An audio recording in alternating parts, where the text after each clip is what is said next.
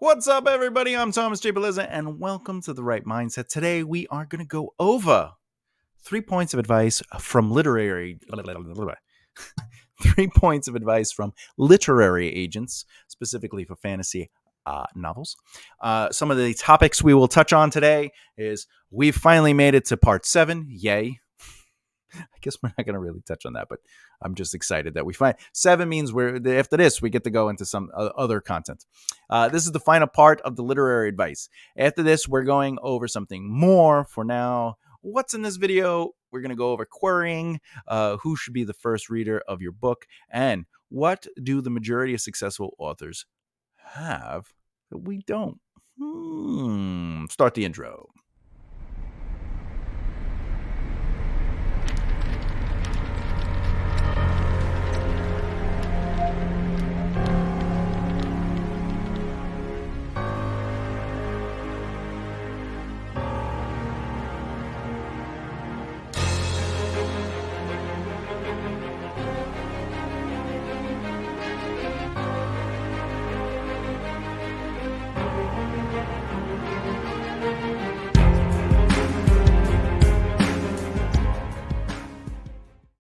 Oh, yeah. That's right. Today is going to be us focusing on the 3 points of advice from literary agents, part 7.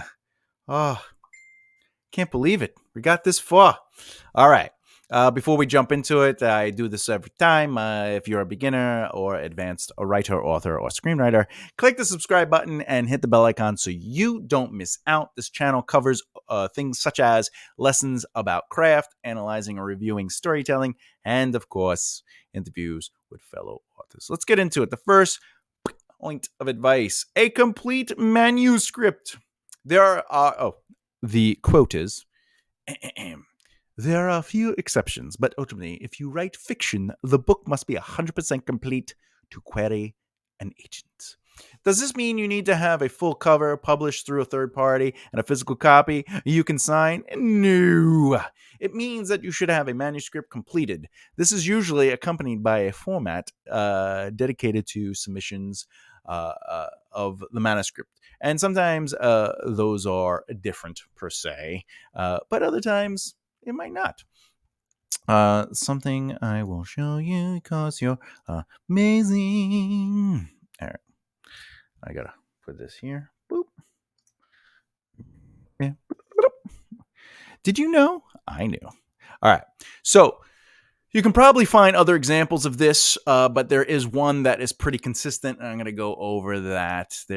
These are ultimately 10 things that you should do for your format. So let's go over it real quick. The first is name your manuscript file. I would name it the book title and your name, sort of like this. Okay, take a little look-see at that.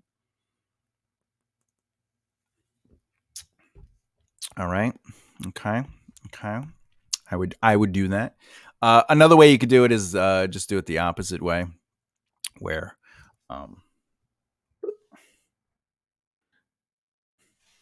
do your last name first, right, and then your first name, and then you do that. And the reason you do that is because if they're looking for your last name, they can just put it in for the search and it'll find it right away. Anyway, number 2, use 1-inch margins for the manuscript format. This is done to maintain a uniform look to the manuscript and make it easier on the eyes since they are reading it with their eyes. Okay. 3, 12-point Times New Roman as the font, though some agents and editors may prefer different serif or sans serif fonts like Arial or Courier New. Traditionally, Times New Roman with a 12-point font size is the industry standard. But again, look on the websites and look into the agents and or publishers. Okay. 4. Page size. Go with the standard 8.5 by 11 inches. That's what she said. If they want to print out the manuscript, there will be little to no issue with size matching. The standard printer uses that paper size as its default. That's true. So if you just go with that, they could print it out. It's no big issue. You don't want to make it smaller or bigger. Number 5, double space the book manuscript. There are a few reasons for this, but again, it makes it easier on the eyes. Plus, they can add notes if they feel inclined to. So keep that in mind. It'll give you a larger page count, the double space, but it is standard for them to be able to read each line pretty comfortably and also add notes when and where they want to. Maybe not for you, but for themselves, it could be part of their process. 6, don't justify the manuscript. By the way, justify means, where it's, if you don't know, the left and right get and it's even out all the way down. Now, let it be left-hand sided.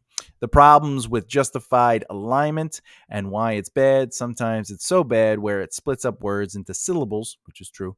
This creates a bad user experience, making the text harder to read. This might happen without you knowing if text is scaled or resized in such a way to force the text to be like that. Number 7, you want to number the pages. Why, though, Thomas? I'll tell you. Page numbers begin with the number 1 and are numbered continuously, beginning with the first new page after the title page. Pages in the front matter, such as the table of contents, copyright page, or ISBN info, are usually numbered with Roman numerals.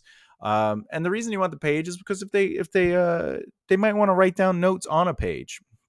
Maybe not on what they printed out, but in their own personal notes, be like, oh, page 78 was pretty exciting.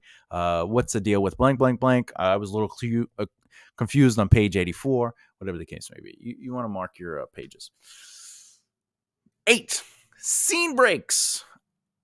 If you're new at writing, there are such things as soft breaks, hard breaks, chapter breaks. Okay. For scene breaks, add a blank line with a hash mark or 3 asterisks in the center to indicate a new scene. So a soft break is just literally a space. So it's, instead of making a paragraph directly after, you actually hit enter, it'll make a space. If it's a hard break, you want to put those 3 asterisks or a hash mark, whatever the case may be, to indicate it. What's the difference? A soft break is sort of like we're following the same narrative through line of 2 characters walking from the tavern to their house. Well, the soft break would be they leave the tavern and then we're at the house. A hard break will change the narrative through line, meaning we might cut to a different character within a chapter. So the 2 characters in the tavern are like, all right, let's get home. And then we cut to, let's say, a ranger hanging out down the street, and they're doing their thing. So, but the narrative of that chapter might still be the same, and that's why it wouldn't be a chapter break. It would, a complete chapter change. It would just be a hard break within that chapter. All right, 9. Create the title page. This is fine to do. All right. What goes on the title page? Well, I'll tell you. Title and author name. Your book title should be in the center of your document and anywhere between 1/3 of the way to halfway down the page. Below your title, on the next double space line, include the author's name, which is you, with the words by, as in by, or a novel by, preceding it. If you're using a pen name, then your real name should come before your pen name. For example, if I was going to do that, Thomas J. Bellezza writing as Grandmaster TJB. Okay. Important. Contact information. Contact information such as your name, address, phone number, and email should be placed in the top left-hand corner of your Word document. Please do this. Please do this. This information should be single, spaced, and left justified. Justified. Word count. The word count of your book, rounded to the nearest 1,000, should go 1 double space line below the author name in the center of your document. It's because it's really not about page count anymore, because pages change depending on the dimensions of the book they choose to do. But word count, you don't have to have like 114,372. It's 115,000 words, right? So it's just easier. Don't worry about the little things. It doesn't have to be exact. All right. And then number 10 is finish formatting the manuscript with the words the end. So when it gets to the very end, just say the end. It's just something they do. Just do it. Just do it. Do it like they do on Discovery Channel. Yeah. All right. Number dos for advice. First reader. I quote, an agent or editor should not be your first reader. I agree with this wholeheartedly, and this is why. There are a few rules for major publishing houses, specifically if you're interested in going that route to have your book published by major publishing houses, also known as traditional publishing. You will need an agent first. That's just how it is. Acquisitions, editors, the editors who decide what manuscript should be considered for publication. For major houses, won't even open the email without an agent. Acquisition editors. Acquisition editors. With that said, an agent or editor should never be your first reader. This is why you need beta readers or alpha readers. Though alpha readers usually are readers who are also writers, and they're mostly checking out that part of the book. They're checking out the structure. So are the characters having full arcs? Are the acts being fully recognized? Are there plot holes, etc.? But a beta reader is the experience of the reader, and they might tell you what they like about characters. They may also notice a couple things as spelling errors, etc., etc. However, beta readers should be the first eyes on a book before an agent.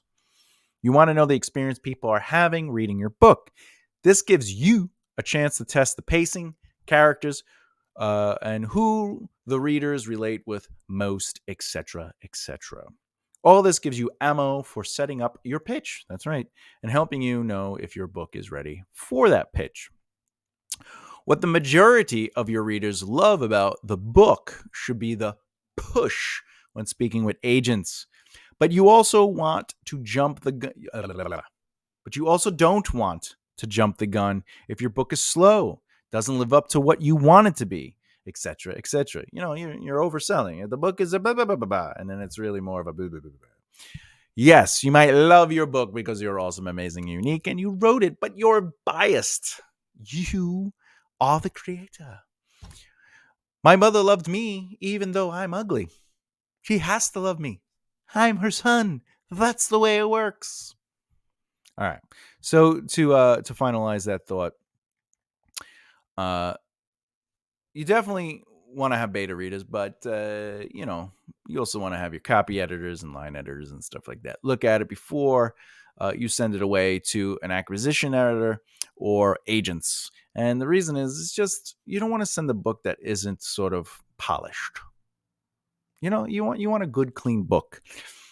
And it's important to know if the book is reading fast. And by the way, just an aside tip, okay, a good rule of thumb, as one might say. You want to really make sure your first line, your first page, your first chapter, all with different energy to it.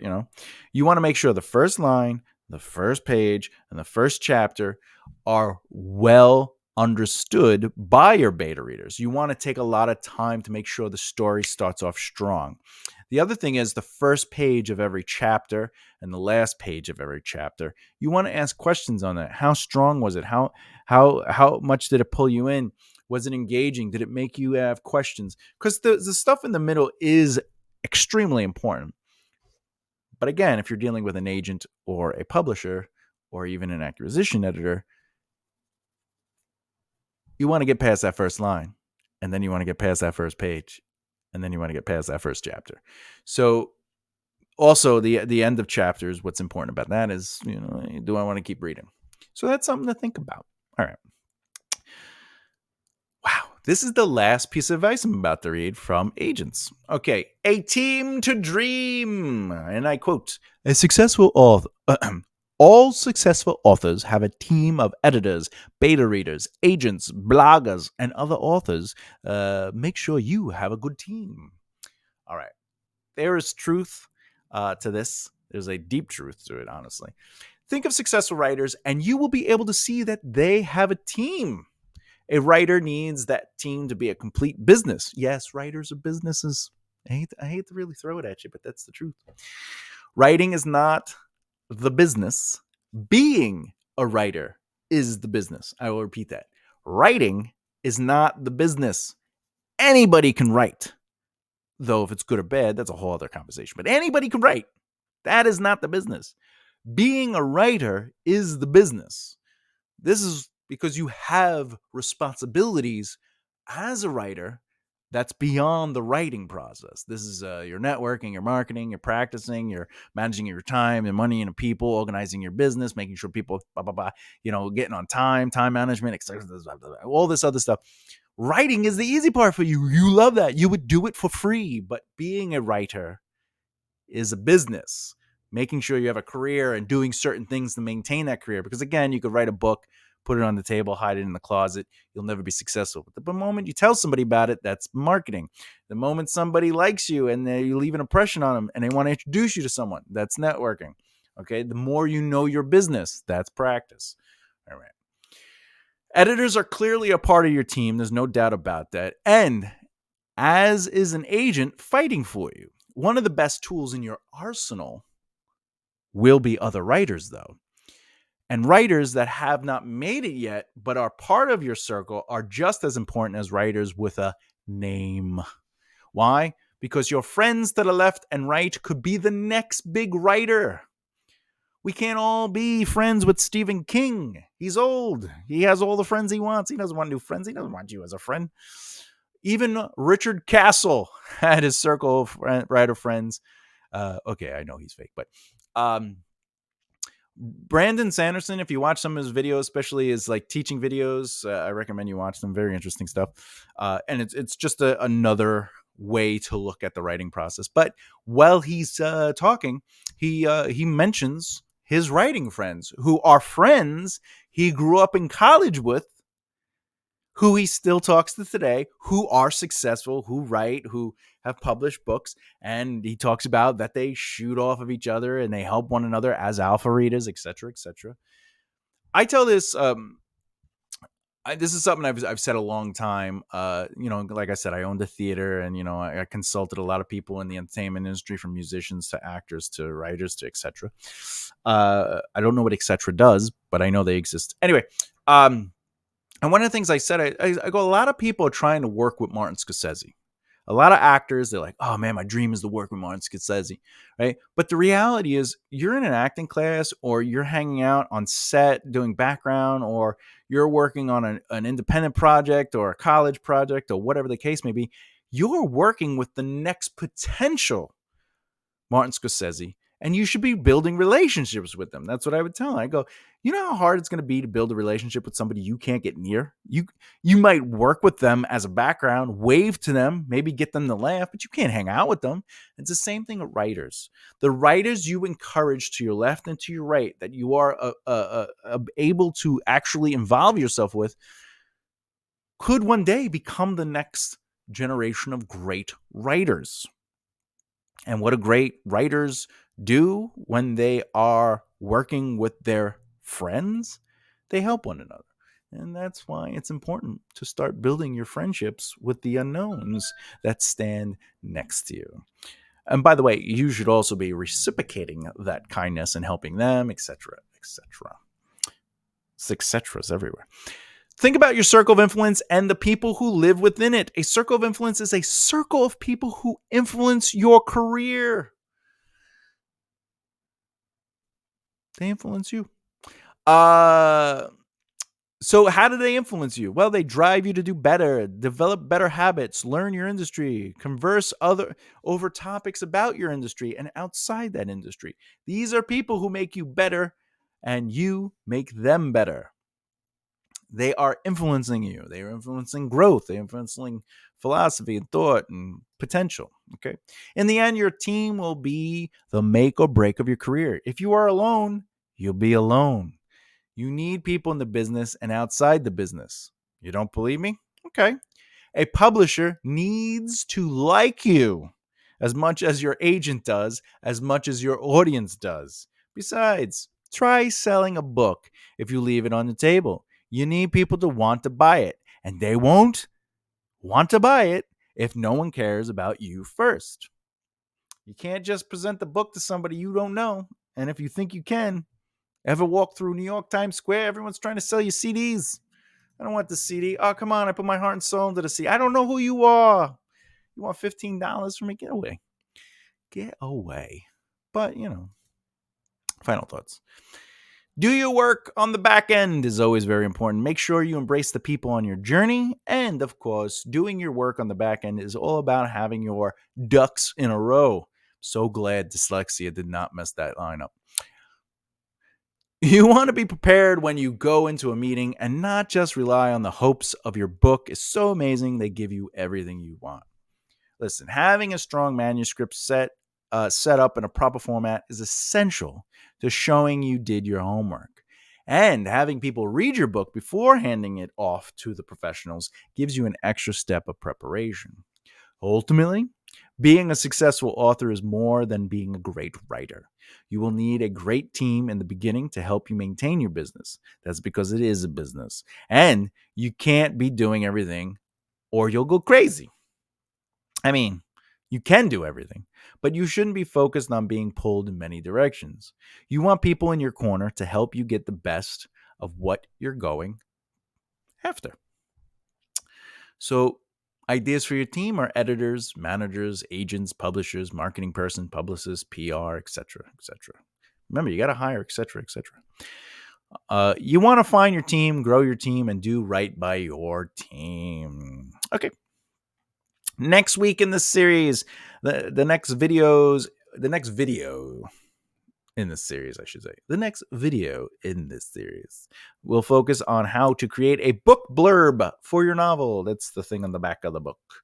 We'll go over the steps to break down the book into its most necessary elements, formatting the blurb, and really hounding the essence of your story into a back page. Wonder question. What do you like about advice? Do you like it to be blank advice without examples or to be explained? Let me know in the comments below. I guess to sum that up, there's advice. It's like, hey, keep writing every day. You'll be successful. That's how you make it as a writer. They're not really explaining it. They're just saying, hey, just write every day. Or would you rather them saying, writing every day is important. You should be working on your craft more so. Remember, there are two sides to every career. You have the business of the career and the art of the career. Never let them cross. Create with your art and allow it to be pure and from you, because you got to love what you got to love, because you're going to be writing it. And then once that's done, you got to think like a business and understand marketing and publishing and networking and understanding the industry and running your business. Every time money comes in, you got to be able to manage that money. So two different minds of advice. Which one do you prefer? Let me know in the comments below. And, if you like what you've watched and you haven't yet made that little, the plunge, please like and subscribe by hitting that bell icon. And, as always, you got to keep developing the right mindset. All right, I'll see you next time. Goodbye. Love you.